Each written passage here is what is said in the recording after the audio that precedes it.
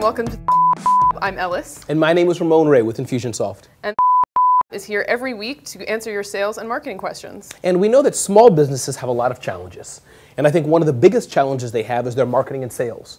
So what we really want to do with was answer your questions. And some of the problems we know that small businesses have are, how do I get new customers? Or in fact, the customers I have, how do I get them to spend more with me? So, Ellis, what is our question for this week? Well, today's question comes from Nora. My business sells surfing gear online. We got a respectable number of return customers, but we're just not seeing a lot of traffic and it's putting our sales in trouble.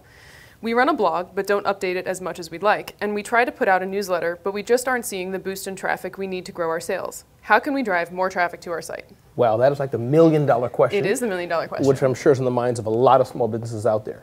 So instead of us chatting about that today, we have a guest with us today, and that's Matt Gottesman. And he is an expert in a lot of things. Two things he's an expert in is digital marketing and how to make cool things look better, which some people call a usability expert, UIX designer, when he'll talk about that in a minute. So, Matt, welcome to the show, and thanks for being here. Thank you guys for having me. Appreciate it. Appreciate it.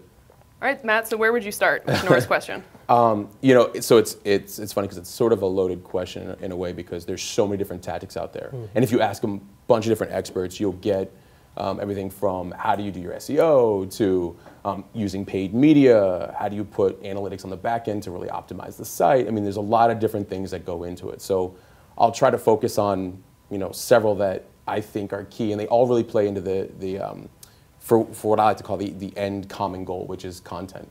Okay, so at the end of the day, content drives traffic. So like their blog. Yeah, so their blog. And so I'm glad that was brought up. I know it seems like a tedious task, and it can be.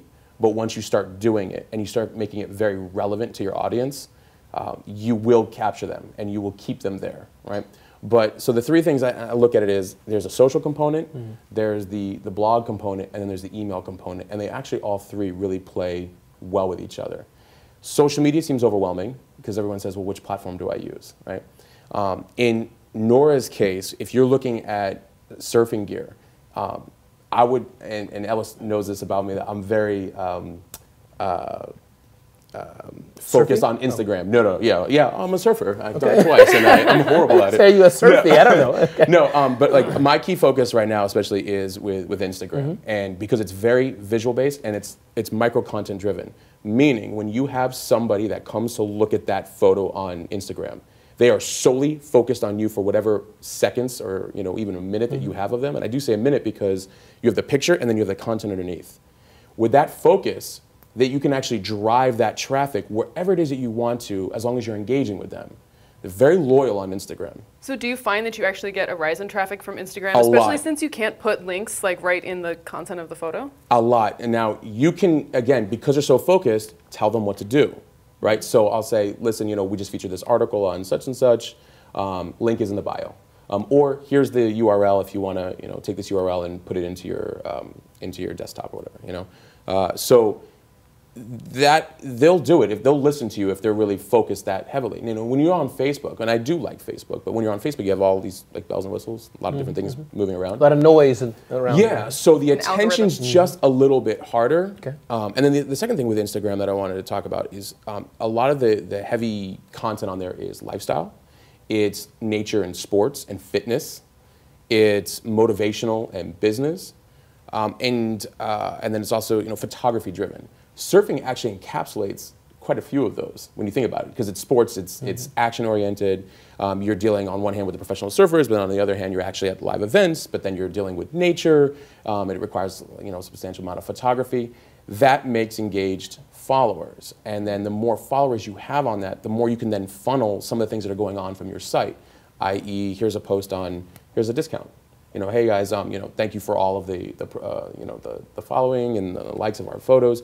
By the way, you know, we're offering this to you guys. You know, please come to our site and here's a discount. Or the more they see your brand affiliated with the type of, you know, with the surfers or with the events, or seeing you out and about living your brand, the more they're apt to buy or repeat purchase in some cases. The people who already follow you are already customers. And Matt, I want to follow up and ask you, what do you tell people who don't have traffic? Before I do that, can you go to the other 2 points first? Because you said you have 3 points. If you remember what they are, talk about those points, and then I'll go back. I want people to hear. Absolutely. So one is social. The other is your blog, and then the other is your email marketing. Okay, got it. Okay, well, let's talk blog. That's my territory. All right. I do it all day long. So then, you know, it's about constant, relevant content for your audience. So if we're talking about professional surfing, have fun with it. Or not professional surfing, but just surfing products. You should really have fun with it, right? So you should be talking about the things that matter to your audience around surfing products, maybe events. How have they these products advanced or been used by other people? And the more you talk about it, the more these people tend to follow you and be engaged with your brand or have brand recognition, or in some cases, repeat purchase. And the more they follow you, the more their networks follow, because they have a relationship with you. Right, and as a blogger, I would just want to add in that when you have your blog, you don't always want to make it just product focused. It's like on a surfer, what you know, exercise tips, technique tips, lifestyle tips that all feed into that whole surfing realm. Absolutely. I mean, if I were Nora, I'd just go out and just go to some of the events and start interviewing. Yes. Randomly interviewing surfers and everybody. Not just, don't go. A lot of people think they have to go after the professionals. I highly disagree with that. I mean, it's good to have them every now and then, but it's the people who are building, and as you know, it's the people who are building on their journey that you want to talk to them about. You know, why are you here? Why are you at this event? How long you've been surfing? And just kind of really interacting. Sometimes it's an exchange of, hey, you know, by the way, we'll give you some of these products just because, you know, you gave us the time to do this interview, and it's an exchange of value.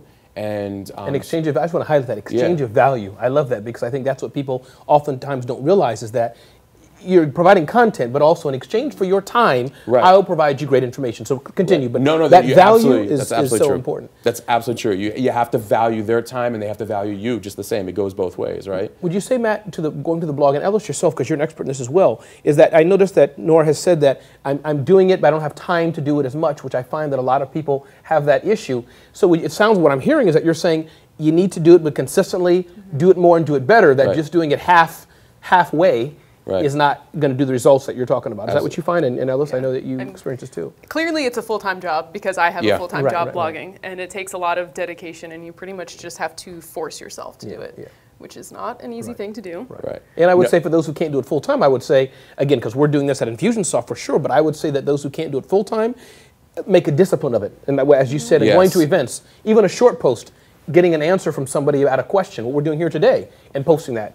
Could be food for your blog, correct? Right. The blog is the window to your brand, right? I mean, the more you're doing something with it, and you have to make time. I'm just going to say it right now, that you have to make a discipline. You know, I consult with startups, I consult with brands and helping them grow online, and then I run hdfmagazine.com, and that's me. Actually, right now, all of that writing is me, and it is very time consuming, but so worth it. And in a short time period, you know, once you break that 2-month, 4-month mark, once you get a little bit beyond your discipline, and now it's happening, you're going to notice the traffic. You start seeing spikes.